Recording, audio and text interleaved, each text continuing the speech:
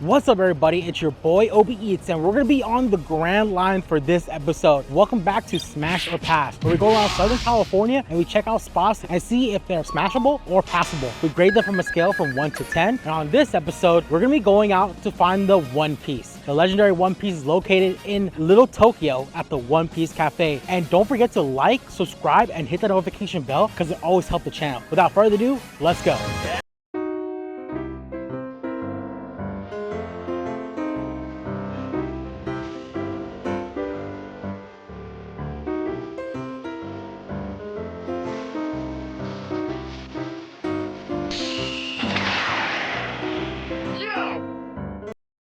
Hey, how's it going? Came early just to beat the lines, you know what I'm saying? Let me get one of the Zoro onigiris, the spicy tuna. Let me do the Hachan's takoyaki, one of the Robin's flour powder refresher, one of the Franky's cola ice cream float. Let me also do one of the Baban's pepper and egg fried rice. And then let me also do one of the Sanji's beef yakisoba. Let me also do one of the Franky's burger and fries. Let me also do the Brook soaking chicken katsu curry. And then let me also do one of the mighty meat pirate platters. Okay, perfect. Thank you so much. Appreciate it. Yeah. All together with tax and tip, $190 and 27 cents. All right, guys, as you can see, we got about $190 worth of food. It's pretty overpriced, I would say, but it's One Piece themed, so we had to do it. You know, we got a little bit of everything from drinks to curries, yakisoba, burgers, even this massive meat platter. Crazy. But we gotta start with the dessert, so we're gonna start with Franky's Coca-Cola float. What they do for this one is, I'm pretty sure it's the vanilla ice cream and a can of Coke right next door. So we'll give this a try. Hopefully, you know, it's a smash. You know, so let's do it. Okay, vanilla ice cream is actually not bad. Very good quality, actually. It's almost like a better version of like Thrifty's ice cream vanilla, but like way better. Coca-Cola, you know, can't go wrong with Coca-Cola. Like, I'm not gonna judge them on that, but the vanilla ice cream is actually good quality. Even though it's literally just a ball of vanilla ice cream, it's actually really good high quality ice cream. So even though you're paying a premium to be in a One Piece themed cafe, that's pretty good. You know, as a fellow Straw Hat, I approve. I would say a solid 7 out of 10 smash. Coca-Cola out of a can, I feel like it should have been out of a bottle for that premium experience, because, you know, if you've seen the anime, Franky has Coca-Cola bottles, not can. Okay, I don't know why they're trying to cheat me out on that, but hey, whatever it takes, I guess. A good 7 out of 10 smash. I kind of wish it was a Coca-Cola bottle instead of a can. Good quality ice cream though. That's pretty good. All right, guys. So we got the flower refresher, Robin theme. You can see the petals right on top. Has sort of like a lavender drink kind of look. So I'm assuming it's more of like a lemonade, but we'll give it a try. Let's go. Yeah, definitely on the sweeter side for sure. And for me, I'm not too big of a sweets kind of guy. The flower's a nice touch, but honestly, it's not really speaking that much volumes. I feel like if we're gonna do a Robin themed flower refresher, I kind of wish they would kind of be a bit more over the top with the decorations on top if they're gonna be charging, you know, premium prices. So, you know, honestly, I'll give this a nice 6 out of 10 smash. You know, like, it's cool. There's a nice blueberry kind of sugary taste to it. But, you know, if you're gonna charge me premium prices, do a little better. You know what I'm saying? And I'm pretty sure they use butter pea for that blue color. So that's kind of what I'm assuming that's gonna happen. But that's just drinks. We still got the main attraction right here. We're gonna go first with Zoro's onigiri. Now, if you know, Zoro's, one of his signature moves incorporates onigiri. You know what I'm saying? I'm pretty sure it's 1 sword style or 3 sword style. Correct me if I'm wrong. Now, they're pretty much charging $11 for this tuna onigiri. You get two pieces. So it comes out about to be $5.50 each, which I'm sure that should be the standard. Nice dusting of the furikake seasoning on top, and inside should be the tuna. So let's put some of the little house-made sriracha right on top. Let's take a bite. Cheers. Now, this is supposed to be the spicy tuna mayo, but I think this is the regular tuna mayo, and this is supposed to be the spicy sauce that comes with it. Normally, the spicy tuna is supposed to be already inside. Yeah, that's kind of an interesting take. Although the onigiri itself is not bad. You can see it's just plain tuna. Although I will say the rice grains are right there, so they definitely do wash the rice, which is a plus. I can definitely see individual rice grains. A nice amount of furikake on top. I wish the nori was a bit bigger. Traditionally, it's a little bit bigger, and also it's a bit more of a thicker rectangle. I feel like they're just cutting costs right there, but not a bad onigiri. I'll give it a solid like 8 out of 10 smash. You know, I wish it was a bit more spicy inside, but definitely they just kind of added the spicy sauce on the side. So that's what it is. 8 out of 10. Smash. All right, guys, we're gonna go right into the Sanji's yakisoba. Now, you know my man Sanji is always cooking up delicious treats for my man Luffy, Zoro, Nami, and the rest of the gang. So this right here is the Sanji's yakisoba. First of all, nice coloring on the yakisoba. Has sort of like that soy sauce color that I'm used to. Good amount of beef, onions, radish, bell peppers. But let's take a bite of this real quick. All right, cheers. Okay, it's actually surprisingly pretty good. The yakisoba itself has a nice, good, salty soy sauce flavor that I'm looking for. It's a little oily, but it's fine. Beef is nice and tender. Good amount of bell peppers, little veggies in there. Honestly, a very solid dish. You know, I kind of wish the portions were a little bit bigger, but they definitely make this cafe shareable. Even like their biggest items you can see right here are definitely meant to be shared. I kind of wish the yakisoba was a little bit bigger. Yeah, not a bad yakisoba. A solid 8 out of 10 smash. I'll definitely give this one more again. And I love noodles. You know what I'm saying? I love noodles. So if they mess with this one, this whole review would be trash. You know what I'm saying? Shareable. Overpriced.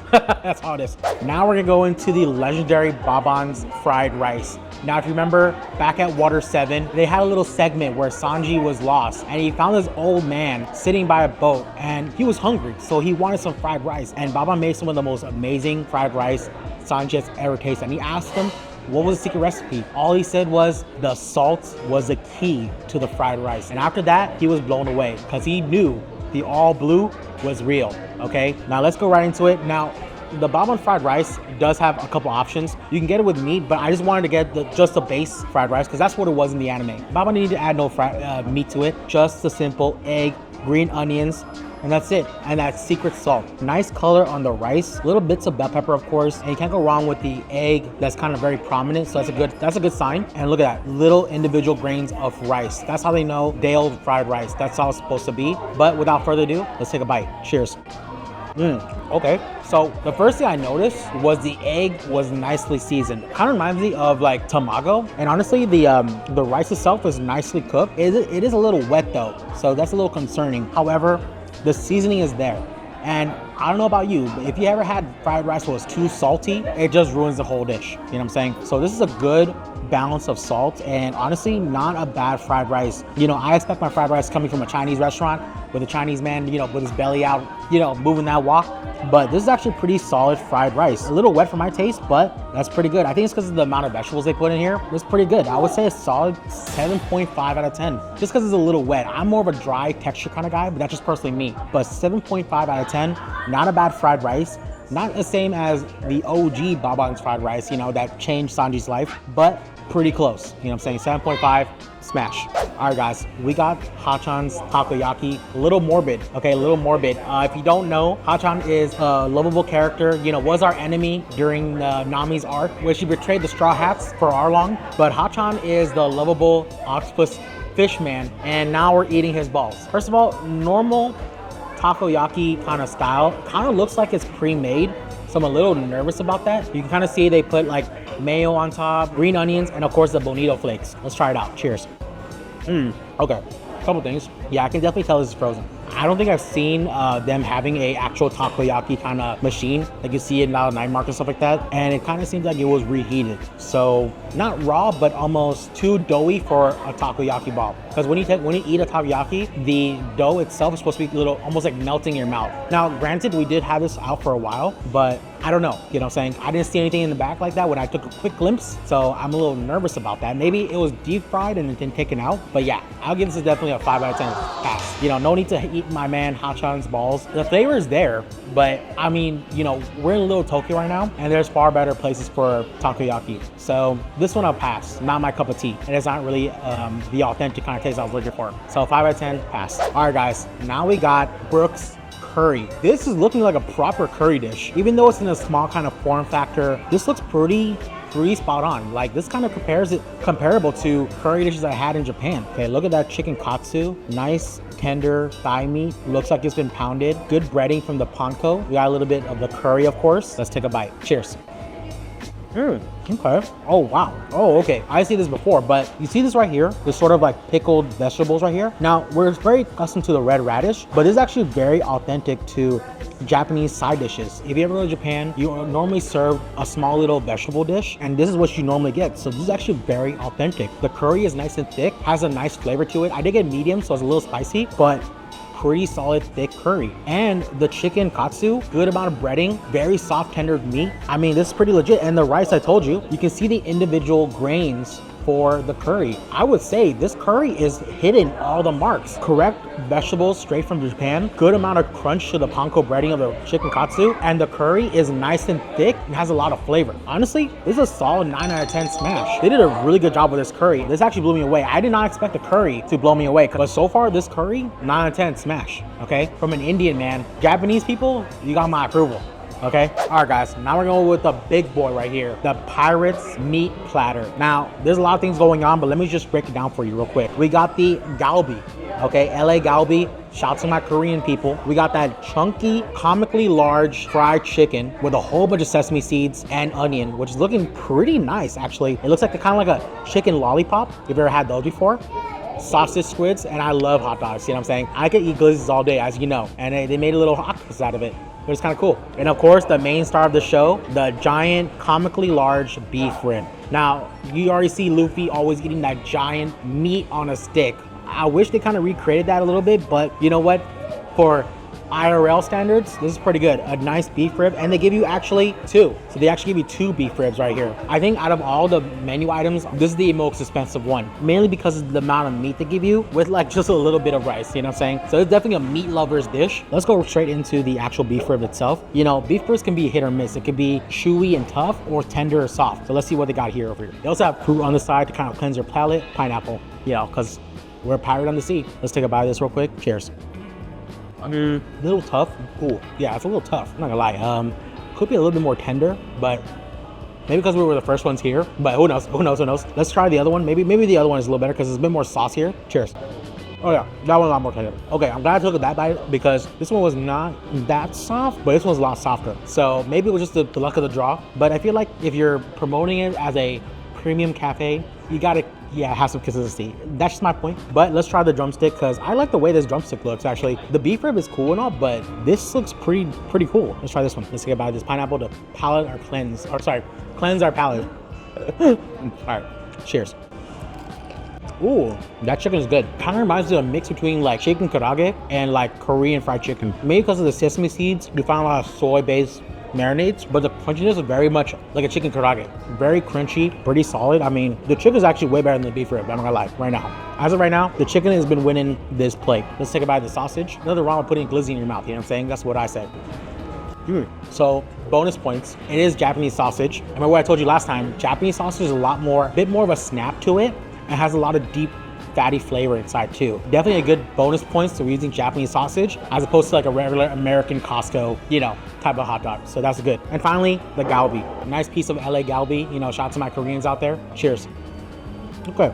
Nice tender galbi. You know, it's kind of hard to mess up galbi, but you'll be surprised. You'll be surprised. I've been to some markets where the galbi looks like it was chewed by a dog. You know what I'm saying? That was crazy, but good, solid LA galbi, minus the beef rib, which is kind of like the main star of the show. All the other meats are pretty solid. So I would honestly give this a nice, even 8 out of 10 smash.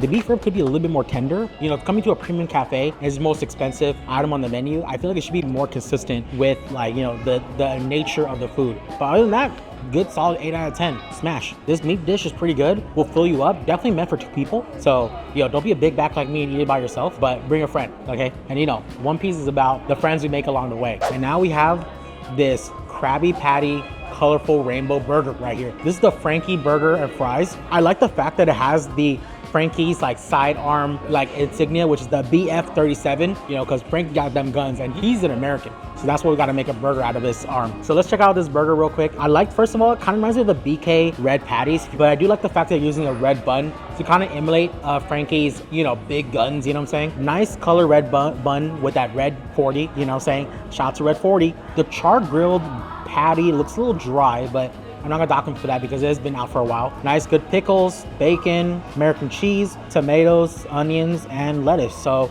just your average burger. And of course you get French fries on the side. I kind of wish the fries were not on the bottom of the burger. Kind of wish it was on the side, like how normally it is served, you know, at most burger spots, you know, on the side. I think they're just trying to be mindful with their packaging.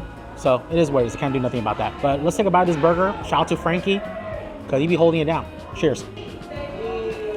Burger flavor is good. Definitely a lot of consistency of the burger. Like you normally find like your local burger cafes, like Tom's, Ham's, George's Burger. So I kind of wish the patty was a little bit thicker. I think it should be a bit more of like a thick burger than anything, because like what you're dealing with right here is the bun is massive, and you know Franky's a big guy, so I just feel like creatively it should have been a thicker patty. That's just my take on that. Other than that, the burger is pretty solid. Nothing really bad to say about the burger. Let's think about these fries real quick.